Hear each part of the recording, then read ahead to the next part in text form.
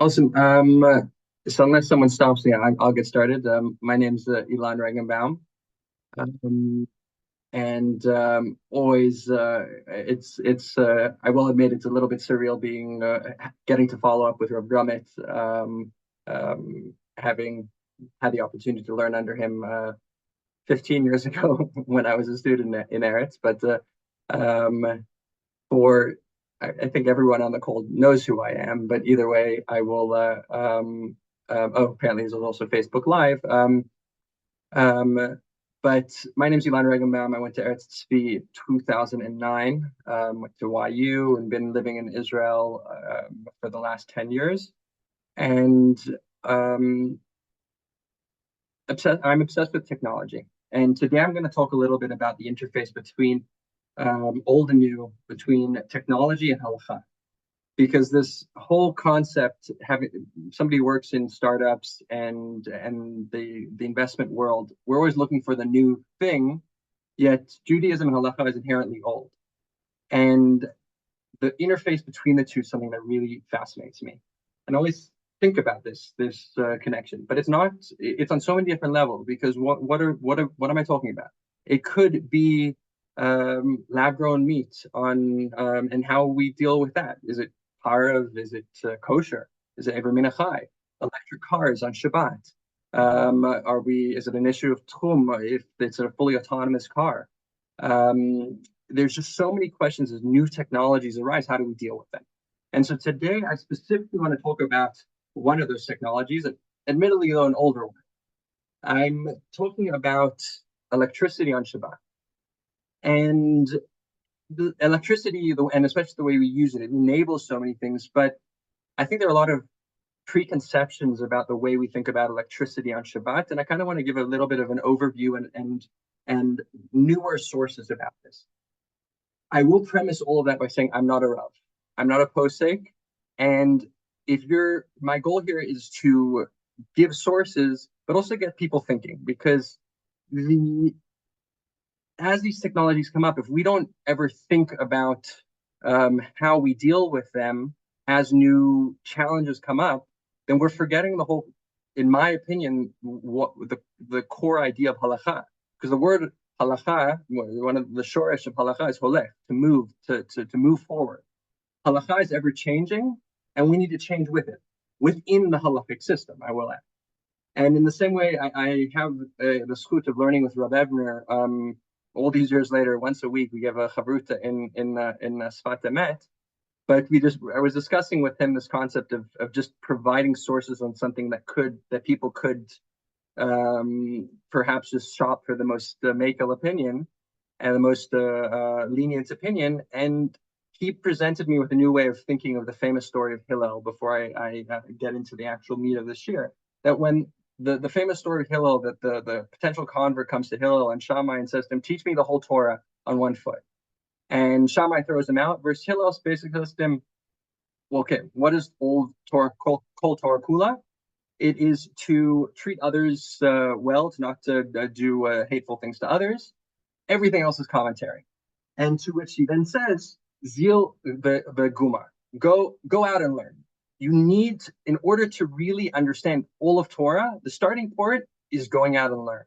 You need to start with the sources, understand where all of this is coming from, and then move forward. And that's why I love this balance between old and new. And so, well, I don't have source sheets today. I sadly did not have time to make them. I'm going to go through some of these sources about technology and halakha.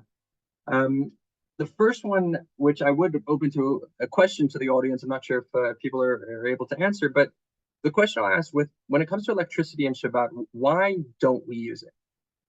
I'll wait 5 seconds if people are unable to unmute. If not, I'll just answer it myself. But it's in many ways a common assumption that electricity and Shabbat, we don't do that. Because I guess we can't unmute. I'll just answer the question myself. That the source is a very interesting one, because on the one hand, it's university accepted that electricity is not allowed, but for a wide different array of reasons. One of those reasons, well, it starts first of all from one of the reasons starts off from a pasuk in Shemot, that it says, talking about Shabbat, lo ta'aviru eish v'kol mashvotechem, that you don't have fire in your house. And so that opinion, and which is oftentimes associated as a base opinion for a lot of these, a lot of the issue of electricity on Shabbat, makes sense. It's often associated with Rav Ovadia Yosef and Rav Kook, that electricity itself is fire. That the zerem, the flow of electricity, is considered fire, and thus anything that happens that it does is problematic, because we're not allowed to do mavir, fire, or have fire in our houses, that lighting a fire in our house on Shabbat. Now, that causes an issue, because, well, there's two ways of looking at it. You can say that, okay, electricity itself is fire, but if you look at the Iser, the prohibition, it says we can't light a fire in the house. So what happens if somebody else is lighting the electricity? So then a kind of offshoot of the idea is like, no, electricity itself is not problematic. We're allowed to use electricity, just like in the same way that we don't have this Karaite view of the world that we can't have fire at all in our houses. If the fire is already there, we can use it. We just can't light it. So if the electricity is there, perhaps I could use it or let it do something. Because there's another concept, and once again, I can go on this topic all day long. It's really something I'm quite obsessed with. But we also don't hold by a concept of shvitat kalim, that our kalim, the utensils in our house, also have to rest. So if someone else, we have a battery full of electricity, we hold today that the electricity or power station that's being generated continually. Once again, I won't get into the intricacies of Israel and can Jews generate electricity on Shabbat for other Jews. But electricity is there. So how do I then deal with that electricity? So I can use it. Fine. We generally say the light is on, I can leave the light on. But by flipping a light switch, where's the Isa? And so there's a lot of ways of looking at what the problem of me flipping a light switch is, because if I go and flip a light switch of an old school light bulb, a tungsten light bulb that has that little filament on the inside, so then most opinions will say what I just did there is actually mavir. I lit a fire, or I'm turning on, because according to opinion of the Rambam, that heated metal, red hot metal, that is fire, and thus I'm not allowed to light a fire on Shabbat. But what happens if there is no red hot metal? That, for example, I have an LED light. So is an LED light problematic on Shabbat? And so according to that base opinion that red hot metal, you would say no. So that now enter in the first batch of I call them the first decisors, the first poskim when it comes to electricity. One of the big ones is the Chazon Ish. The Chazon Ish basically comes along and says using electricity is a Torah prohibition for the concept of bona, of makeh b'patish, that I'm building something. By flipping a light switch, I've closed a circuit, and thus I have I've created something new. And so I finished off that thing. I had a fan. The fan wasn't working. There's no heated metal. But by closing the switch on that fan, this object that didn't do anything, the final nail, the hammer blow on this item, was me flipping the switch, the fan turns on, and now it's working. So I've done a Torah prohibition of bona, of makeh b'patish, to create this to create this fan. And that idea kind of, in a sense, makes sense, because especially when it comes to old school light switches, there was a physical movement. And yes, you might say that perhaps the Chazon Ish was afraid of a new technology, and there are certain opinions that have analyzed his opinion here that say that he created this prohibition because he was trying to find a way to, in general, prohibit this new technology. But even that aside, you could say today that his opinion doesn't make any sense, because according to his opinion, if I just say that flipping a switch, a physical movement of closing the switch on Shabbat, well, then I could use this on Shabbat. My phone, first of all, when I unlock the screen, it's a capacitive touch screen. So there's no opening and closing of switches. There is always a flow of electricity. And so by touching the screen, it's going from a small flow of electricity, and then it's hopping up to a little bit more. So I'm not going from 0 to 1. I'm going from 0.01 to 0.02.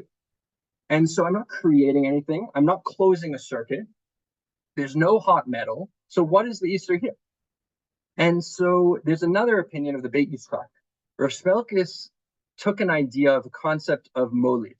That molid is generally defined as in talking about Yom Tov, but it's an idea that if I take perfume and I spray a clothing with perfume, so I've created a new state of that clothing, that it now smells differently. I've imbued the scent into the clothing. I've created a new state of that clothing, and thus it's a rabbinic prohibition of molid, of birthing, of imbuing something with a new state.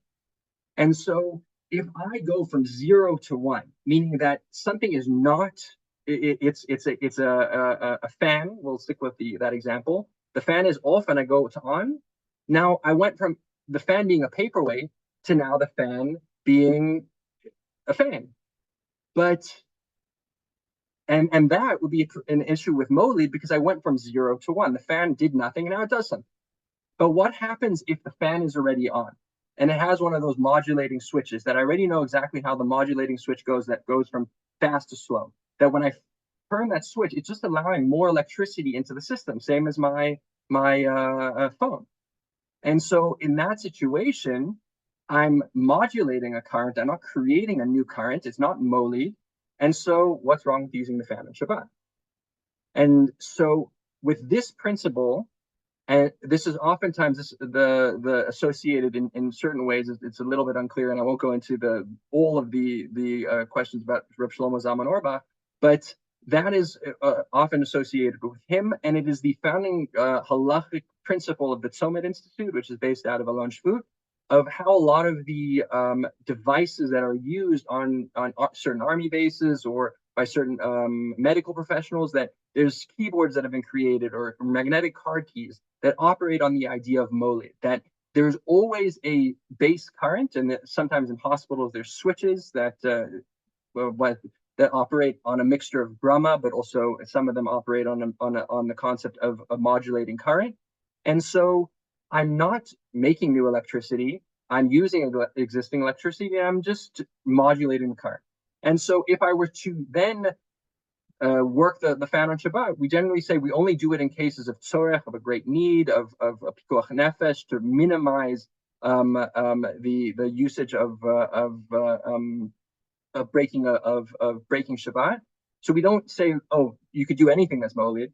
I can use my phone, the capacitive touchscreen of my phone. We don't say that, and I'll give and some of the reasons, the opinions behind this is a Ramban in Vayikra that talks about the concept of Shabbat Shabbaton. That even if something is perhaps permitted, that there is still this concept of Shabbos day. We don't do things on Shabbat. That there is this sanctity, this higher level around Shabbat, that even if we could figure out a way to fully permit electricity, and I will give you some opinions that don't fully permit, but do, in a sense, permit, that we don't need to do a lot of these things. That by saying that the capacitive touchscreen on my phone is permissible, according to Rav Shmelkis at the Beit Yitzchak, well, I'm opening up a different can of worms. And so is that in line with the other aspects of how are we describe, what is one of the things that we are required to do on Shabbat? Shabbat has two aspects to it, shamar v'zachor.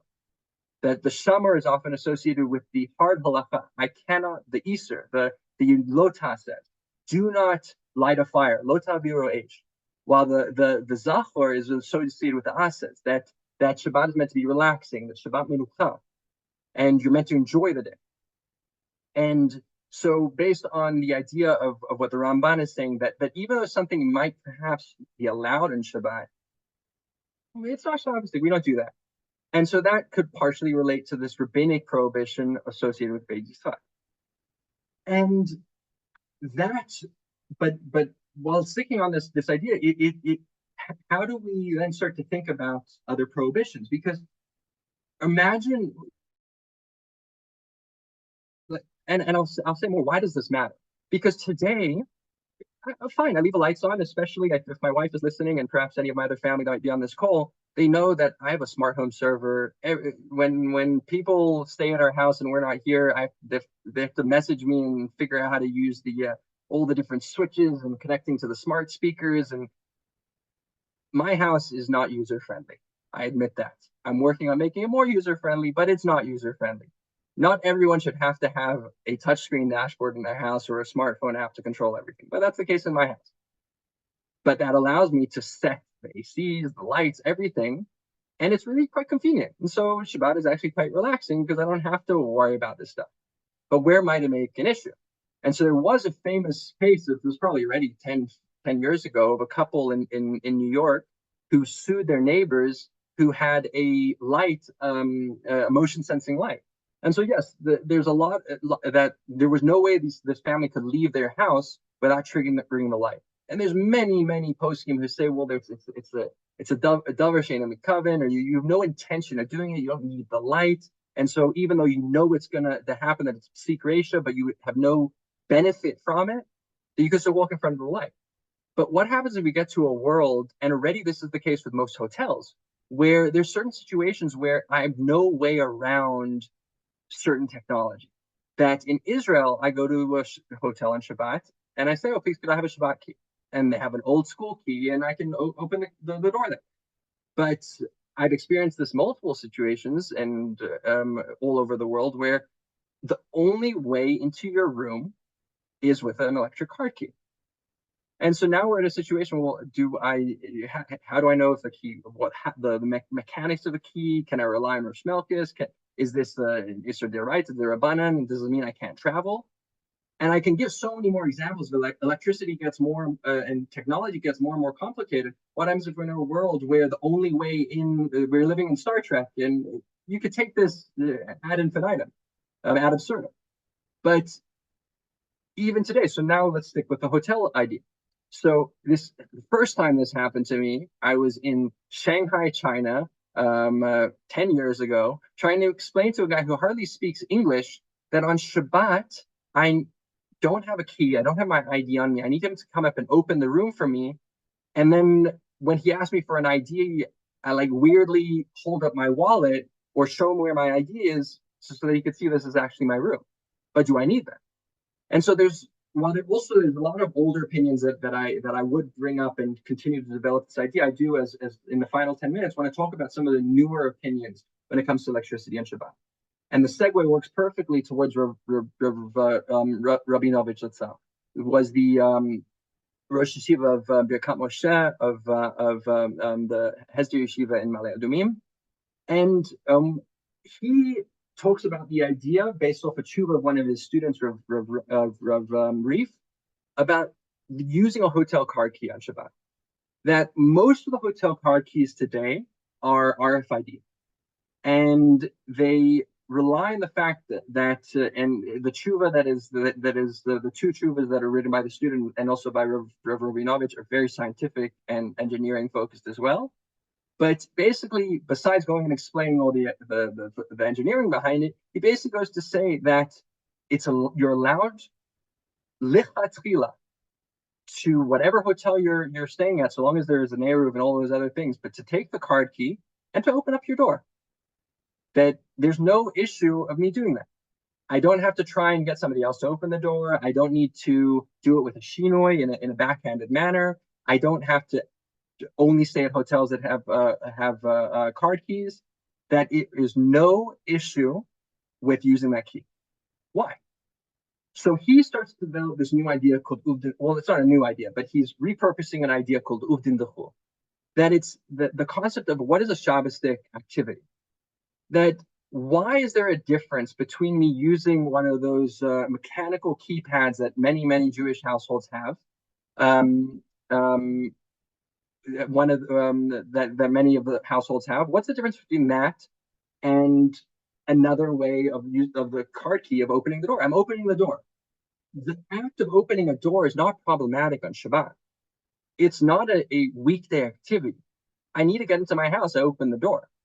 And so what Rabinovich started to frame is the idea of saying life as Jews is only going to get more complicated as technology develops.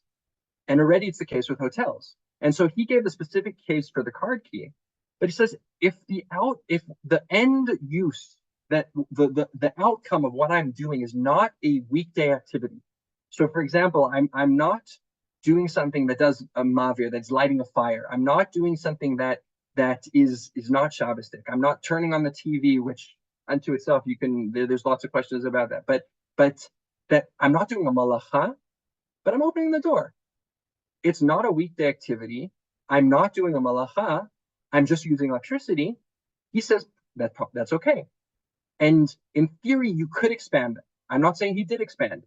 There are that there is that he I believe he was quoted to say that a lot of his opinions, especially on this, won't be accepted in his life. And sadly, he died during COVID, massive loss to Am Yisrael. But his opinions won't really be accepted while he's alive because he knew it was a bit avant-garde. But it starts to lay a foundation of saying, okay, well, how do we deal with new technologies? That electricity itself is not the problem. It's not fire to just have the electricity. So then you could start to redefine a lot of things. But he's one opinion. There are other opinions today. You have Rav Yaakov Ariel, who says, no, the electricity itself is deoraita legamri. We have all these other opinions that even today say, no, we need to keep the gather up so that we don't let the cat out of the bag, that we don't destroy what Shabbat is. Because Shabbat is something that is so unique. Shabbat is something that is so special that if we go too far, then you can destroy Shabbat. And this is oftentimes I had fascinating conversations with conservative rabbis about one of the initial tshuvas. And yes, the conservative movement has the concept of a tshuva, of a rabbinic discourse on a certain topic about driving on Shabbat. That if you might be able to say something is permissible, but the unintended consequences can be catastrophic. Because you can say that even if you can halakhically say that driving to shul on Shabbat, which has so many issues, especially if you're using a combustion engine car, but say, okay, I won't delve into that tshuva, but what was the unintended consequences? They thought by allowing people to drive to shul, that they would open up the community, that more people from farther away would be able to come to shul. Instead, it had the opposite effect. People realized, wait a second, I don't have to spend top dollar to live near the shul, to walk to shul. I could live wherever the heck I want and drive half an hour to shul and get a better deal on my house and live in the neighborhood that I actually want to live in, but still go to the shul where I like the rabbi's speech. So we have to also worry about slippery slopes because halacha, that's why it's a system. Because if it's too easy to allow something, then we're in trouble because things will move too quickly. But if things are too slow, then it's dangerous because technology is moving at an accelerated rate that we never imagined that it would move at such a rate. Back in the time of the Chachamim, of the sages, things didn't move this quickly. But just on a daily basis, there's new scientific discoveries, there's new understandings of so many things that we're going to get to a point where things need to move a little bit quicker. And some of those things will move through rabbis' paskening. Some of those things will move because the society, the religious society itself defines them. For example, that one of Rav Moshe Feinstein had a minority opinion, but it was still, as one of the major decisors of American Jewry, that Shabbos clocks were usher. You're not allowed to use a Shabbat clock on Shabbat. Very few of poskim agreed with him, and the vast majority of American Jewry said, no, we're using Shabbat clocks.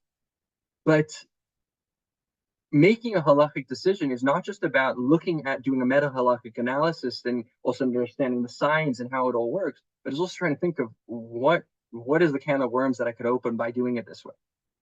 And you have to be very, very careful of how you balance this. And that's why a lot of modern poskim today are afraid to make too much of a change. That they will follow the Chasim Sofer, be it misquoting, but that Chadash is Aser. That the people obviously make up associate a quote that's saying anything new referring to new wheat typically, but that the Chasam Sofer was often was a more Shamrani, not wanting to change, and so people often associate the quote that he was saying that the associate with that principle of anything new is us. We can't change because that's what being Haredi, that's what being a Jew means, is to stick to the past. And but it's a fine balance. And so I think what I want to kind of finish off with in saying is that the idea of new technology has to be analyzed. And it's really cool to see today how that analysis is being done. That the mere fact that Rav Yosef Tzvi leads a kollel in Machon Lev, in where Eretz Tzvi is now based, they focus heavily on lab-grown meats and lab-grown proteins, of taking how, and I'm not going to go too into this because another topic I love, but taking cells from a living animal, which some people might say is Ever Min Achai, and then growing a steak out of that. But we figured out, and we're already developing the halachic framework to say this stuff is probably fine. It's actually probably parv, depending on who you're speaking to.